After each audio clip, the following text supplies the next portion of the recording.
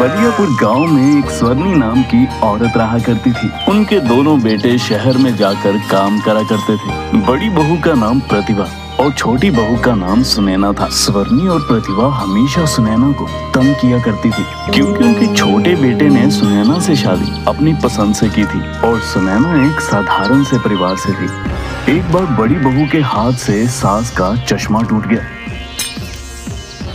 ये क्या कर दिया मैंने? ये तो माँ जी कल ही बनवा कर लाई थी। माँ जी को पता चलेगा तो बहुत गुस्सा होंगी। क्या करूं? क्या करूं? प्रतिभा बाहर काम कर रही सुनैना के पास गई और कहा, सुनैना सुनो, माँ जी के कमरे से झूठे बर्तन ले आओ। ठीक है दीदी, अभी लाई। सुनैना जैसे ही माँ जी के कमरे में गई तो उसने देखा कि चश्मा नीचे टूटा हुआ है। उसने चश्मा उठाया ही था, तब तक प्रतिभा माँ जी को लेकर वहाँ पहुँच गई। हे भगवान, माँ जी का चश्मा तोड़ दिया। माँ जी कल ही से बनवा कर लाई थी। ये क्या किया तूने सुनैना? कोई काम ध्यान से नहीं करती हो तुम। कितना नुकसान कर दिया। ये क्या कर दिया तूने?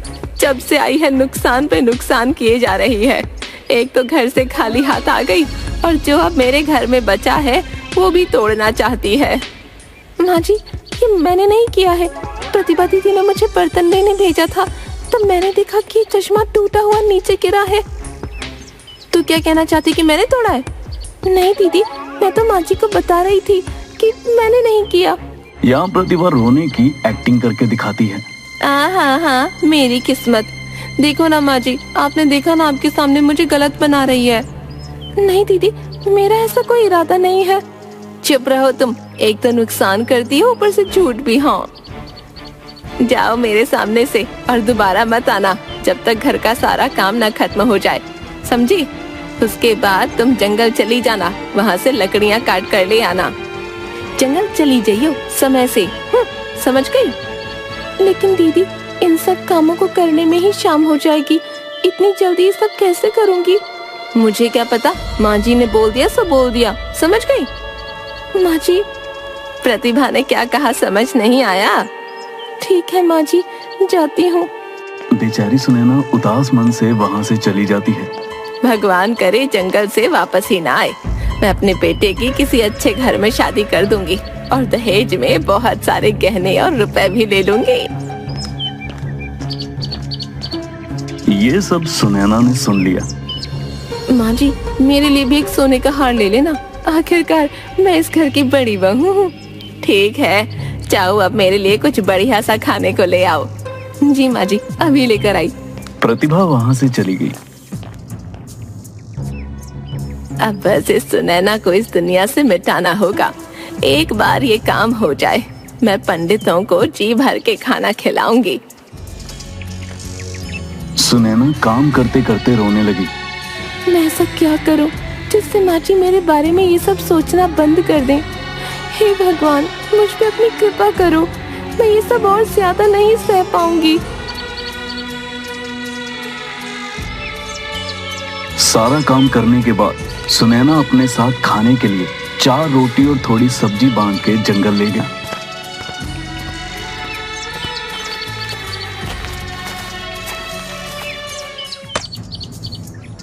सुनैना जंगल में लकड़ी काटने लगती है।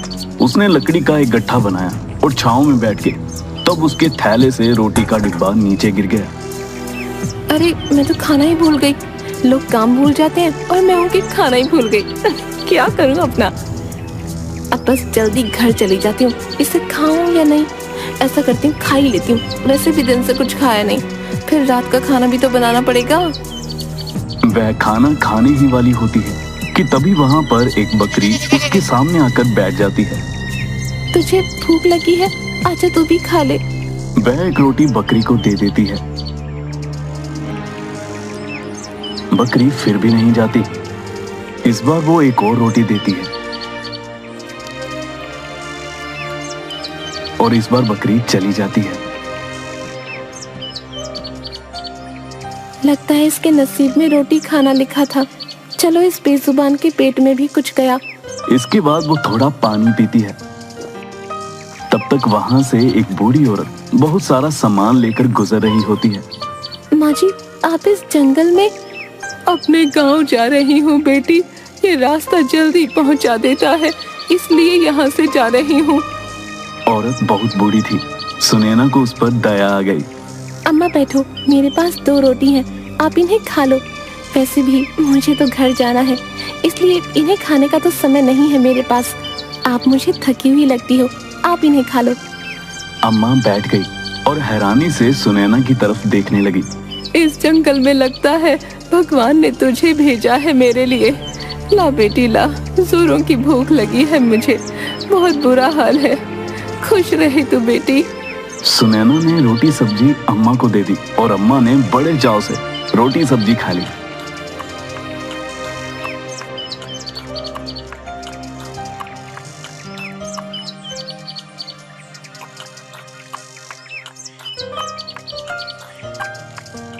बेटी एक बात ध्यान से सुन, तेरे जीवन में कभी भी कोई मुसीबत आए तो बस अपने पूर्वजों और भगवान को सच्चे दिल से याद करना। उसके बाद सामने मुसीबत पर लाल कपड़ा और अगरबत्ती जलाकर हाथ जोड़ लेना, सब ठीक हो जाएगा। धन्यवाद अम्मा, बड़ों की कृपा से ही घर परिवार फलता फूलता है। कभी बलियापुर गांव में आना होगा तो किसी से भी पूछ लेना मेरी माँ जी का नाम। उनका नाम स्वर्णी देवी है, वो आपको बता देंगे मेरे घर का पता। कभी आना हो तो हमसे मिलने जरूर आना। जरूर बेटा, कभी मौका मिले तो जरूर आऊंगी। अब बेटी तू जल्दी घर जा, ये जंगल तेरे लिए सुरक्षित नहीं है। ठीक है अम्मा, आप भी जल्दी चली जाओ। और हाँ बेटी, कभी भी डर लगे तो अपने पूर्वजों को याद करना, पितृ हमेशा अपने वंशजों की रक्षा करते हैं। जी अम्मा।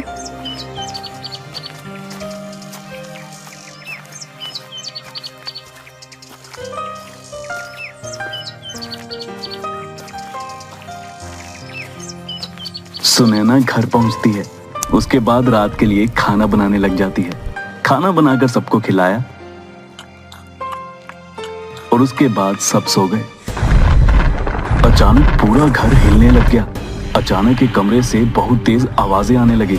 सब लोग डर गए। कुछ देर बाद सब एकदम से शांत हो गया। माँ जी, ये क्या था? ये कैसी आवाज थी? रुक, मैं देखती हूँ। सुनैना, जा तू देख क्या है वहाँ। माँ जी मुझे डर लग रहा है। जाती है या नहीं? इसके बाद सुनैना कमरे में देखने चलेगी। वहां कोई नहीं था।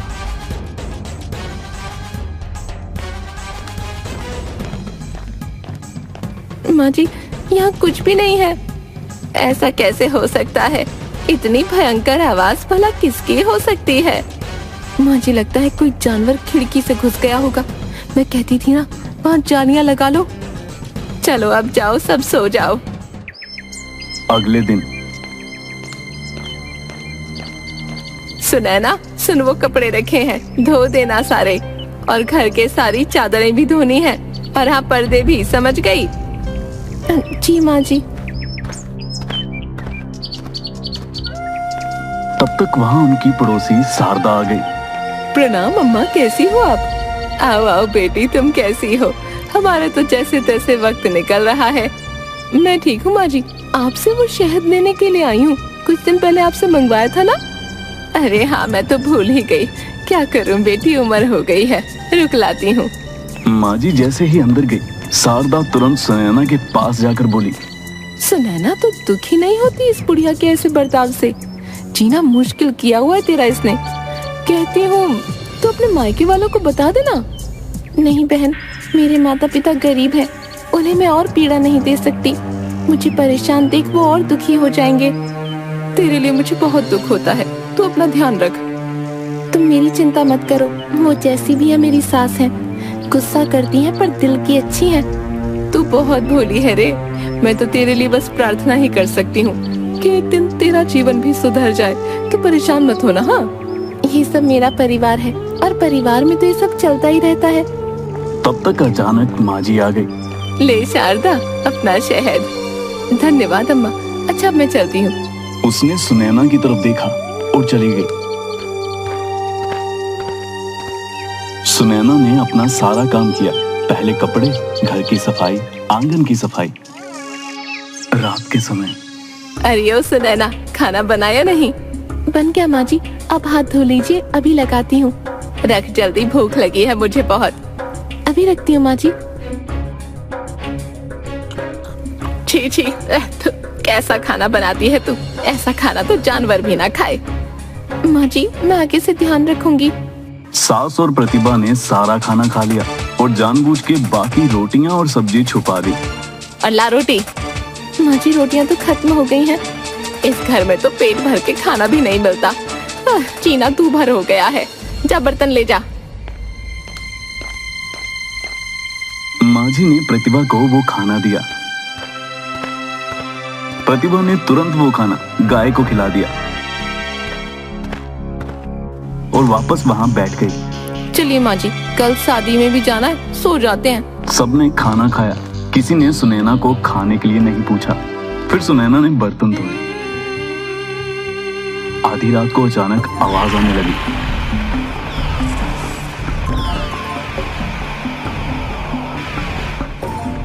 सब बाहर आ गए। माँ जी, फिर से वही आवाज। ये आवाज तो कल से भी ज्यादा है। माँ जी, इस सुनैना को वहाँ भेज देते हैं, आप कमरा बंद कर देना। अगर वहाँ कोई जानवर होगा तो इसे खा जाएगा। सुनैना, जाके देख कौन है वहाँ। नहीं नहीं माँ जी, मुझे डर लग रहा है। जाती है या मारूं? सुनैना जैसे ही कमरे में गई, प्रतिभा ने दरवाजा बंद कर दिया। माँ जी, दरवाजा खोलिए। आप मेरे साथ ये सब क्यों कर रही हैं माँ जी? मुझे डर लग रहा है।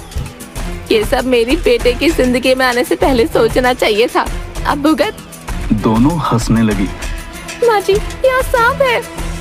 सांप, सांप। सुनैना जो कि कोने में छुप गई। सुनैना को अचानक अम्मा की बात याद आई। बेटी, एक बात ध्यान से सुन। तेरे जीवन में कभी भी कोई मुसीबत आए तो बस अपने पूर्वजों और भगवान को सच्चे दिल से याद करना। सुनैना ने तुरंत अपने पूर्वजों को याद किया। हे पितरों, मेरी रक्षा करो, कोई तो उपाय दो ताकि मैं इस मुसीबत से बच पाऊं। अचानक वहाँ पे लाल कपड़ा और धूप बत्ती आ गई। सुनैना को बूढ़ी अम्मा की बात याद आ गई। सुनैना ने तुरंत डरते डरते उसके पास गई और धीरे से उसके ऊपर लाल कपड़ा डाला और धूप बत्ती जलाने लग गई और भगवान का नाम जपने लगी। हे ईश्वर, मेरी रक्षा करो मेरी। माँ जी, चलिए, लगता है वो मर गई। जानवर उसे अभी तक तो खा भी चुका होगा। कल इस कमरे को खोलेंगे। ठीक है, भगवान करे इस बार ये मुसीबत टल जाए। अगले दिन प्रतिभा ने वह कमरा खोला। सुनैना एक जगह पे लेटी हुई थी। प्रतिभा चिल्लाई, क्या हुआ? कोई भूत देख लिया क्या? माँ जी जैसे ही कमरे में आई, उन्होंने देखा कि चारों तरफ सोना ही सोना बिखरा हुआ है। हमारी तो किस्मत ही खुल गई प्रतिभा। माँ जी, एक साथ दो मुसीबत टल गई। पहली वो मुसीबत और दूसरी गरीबी। आज से हम ऐशो आराम की जिंदगी जिएंगे। माँ जी, देखिए ना, इतना सारा सोना। इससे तो हमारी कई पीढ़ियां मजे से अपना जीवन बिता सकेंगी। प्रतिभा जैसे ही सोने का एक गहना उठाती है। कितना सुंदर है ना माँ जी, मेरे गले में बहुत अच्छा लगेगा। ठीक कहा ना मैंने? तब तक अचानक प्रतिभा को जोर से करंट लगने लगता है और माँ जी को सांप पकड़ लेता है। माँ जी चिल्लाने लगती है। चिल्लाने की वजह से सुनैना उठ जाती है। उसी समय अम्मा वहाँ प्रकट हो जाती है। ये सब केवल सुनैना का है। इस खजाने में किसी ने भी बुरी नजर डाली तो उसे छोड़ूंगी नहीं मैं। प्रतिभा ने वह हार फेंक दिया। अम्मा, माँ जी और प्रतिभा दीदी को छोड़ दो आप। नहीं बेटी, ये सब तुझे जीने नहीं देंगे। मेरे होते हुए तुझे कोई तंग नहीं कर सकता। अम्मा, आपके आगे हाथ जोड़ती हूँ, कृपया छोड़ दो ना इन्हें। ठीक है। दोनों बच जाती हैं। माँ जी, आप ठीक तो हो ना? प्रतिभा दीदी, आप ठीक तो हो ना? अम्मा, मेरी बात का मान रखने के लिए धन्यवाद। ये सब तेरा है सुनैना। अम्मा, ये सब मेरा कैसे हुआ? मुझे आप ये सब क्यों दे रही हो? बेटा, ये तेरा ही था हमेशा से। एक जमाने में तेरे पूर्वजों ने इस खजाने को छुपाया था दुश्मनों से। वो चाहते थे कि ये सब उनके किसी वारिस को मिले जो ईमानदार और नेक हो, ताकि सबका भला हो सके। वो चाहते थे कि दुश्मन इसका गलत इस्तेमाल न कर पाए, इसलिए उन्होंने इस खजाने की पूजा कराई। इसके बाद ये खजाना सर्प में बदल गया और तब से वो तुम्हारे वंश के सही उत्तराधिकारी की खोज कर रहा था। तुमने जिस बकरी को रोटी खिलाई वो असल में सर्प था, जो वेश बदल कर तुम्हारे सामने बकरी बनकर आया था। ये जानने के लिए कि तुम वही सही उत्तराधिकारी हो कि नहीं। बेटी तो बहुत भोली है। सब याद रखना, ये खजाना सिर्फ तुम्हारा है। ये कोई मामूली खजाना नहीं है, मंत्रों द्वारा सिद्ध किया गया खजाना है। याद रखना, इस खजाने की सुरक्षा स्वयं सर्पदेव करते हैं। इसलिए सुनैना, तुम इसके खो जाने की चिंता मत करना। ये हमेशा तुम्हारे पास रहेगा। तुम्हारा कल्याण हो। माँ जी, ये सब आपका है। इसका जो कुछ भी करना है वो आपकी मर्जी से ही होगा। बेटा, मैंने हमेशा तेरे साथ बुरा किया। तू चाहती तो इतना सारा धन पाके हमें घर से बाहर निकाल सकती थी, पर तू ये सब मुझे दे रही है। क्यों सुनैना? माँ जी, मैं हमेशा चुप रहती थी ताकि एक दिन आप मेरे प्यार को समझ सको। देखो ना, आज आपको मेरा इस परिवार के प्रति प्रेम समझ आ गया। इससे ज्यादा मुझे कुछ भी नहीं चाहिए। मुझे माफ कर दो, मैंने तुम्हें हमेशा मारना चाहा, लेकिन आज तुमने मुझे बचाकर मेरी नजरों में अपनी इज्जत और भी बढ़ा दी है। आज से मैं हमेशा तुम्हारी बड़ी बहन बन के रहूंगी और तुम्हें कुछ नहीं होने दूंगी। सुनैना, इसकी हकदार सिर्फ तू है। ये जिम्मेदारी तुझे ही संभालनी होगी। तेरे पूर्वजों का भरोसा है तू, इसलिए अपनी जिम्मेदारी को समझ और वही कर जो सही है। जी माँ जी, मैं आपकी बात का मान रखूंगी। इसके बाद सुनैना का परिवार बहुत अमीर हो गया और सुनैना दान पुण्य करने लगी।